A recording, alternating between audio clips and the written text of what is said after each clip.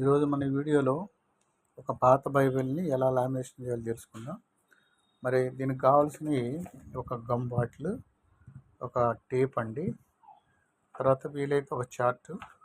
ఇది gift paper, ఇది బయట దొరుకుతుంది.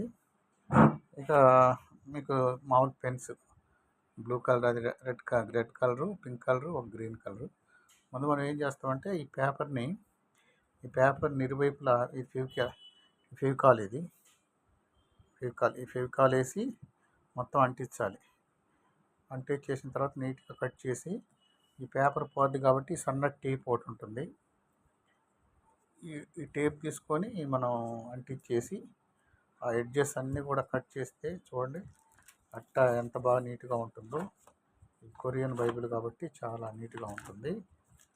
కాబట్టి ఆదియందు వాక్యం ఉండెను, వాక్యం దేవుడు అయి ఉండునని ఉంది.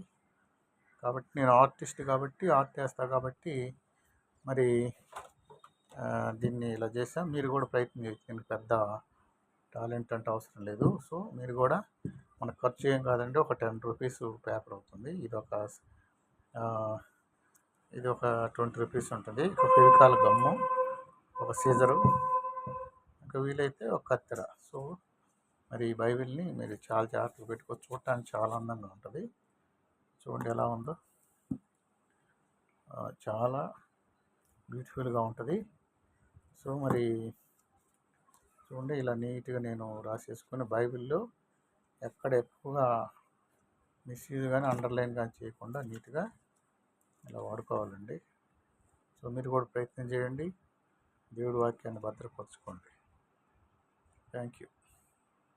ఇంకా మీకు ఏదైనా డౌట్స్ ఉంటే ఆ ఫోన్ నెంబర్కి చేయండి, నేను చెప్తాను.